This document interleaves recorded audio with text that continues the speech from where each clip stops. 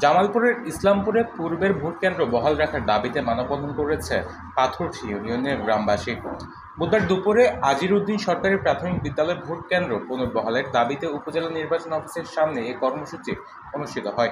আজিরউদ্দিন সরকারি প্রাথমিক বিদ্যালয় বিগত ৩০ বছর থেকে এই ভোট কেন্দ্রে স্থানীয় সরকার এবং জাতীয় সংসদ নির্বাচন শান্তিপ্রিয়ভাবে অনুষ্ঠিত হয়েছে।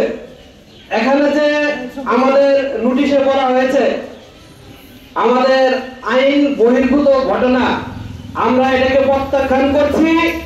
সঠিক তদন্তের মধ্য দিয়ে পূর্ব গ্রামের আজিরউদ্দিন সরকারি প্রাথমিক বিদ্যালয় ভোট কেন্দ্রটি পুনর্বহাল রাখার জন্য ইসলামপুর উপজেলা নির্বাচন কমিশনার এবং জামালপুর জেলা নির্বাচন কমিশনারকে বিনয়ের সাথে অনুরোধ জানাচ্ছি, আপনারা সঠিক তদন্তের মধ্য দিয়ে সঠিক বিচার করবেন।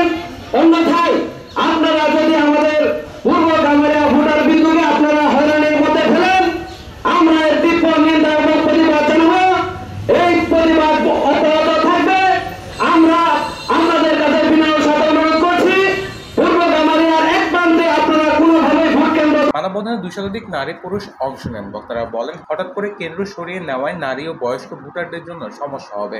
তারা শান্তিপূর্ণ ভোটাধিকার চর্চার জন্য পূর্বের ভোট কেন্দ্র সবাই এসেছি আমাদের কেন্দ্র আমাদের ভোট দেওয়ার জন্য। আমরা মহিলা মানুষ, আমরা দূরত্ব যেতে পারবো না, আমাদের জন্য আমাদের ভোট রাখতে হবে। বহাল রাখার দাবি জানান। এ সময় স্থানীয় জনপ্রতিনিধি, শিক্ষক, ব্যবসায়ী সহ নানা পেশার শ্রেণীর মানুষ ছিলেন। পরে উপজেলা নির্বাচন কর্মকর্তার কাছে স্মারকলিপি দেওয়া হয়। জামালপুর প্রতিনিধি মোহাম্মদ নুরনবীর পাঠানো তথ্য ও ভিডিও চিত্রে নিউজ ডেস্ক, প্রতিদিনের কাগজ।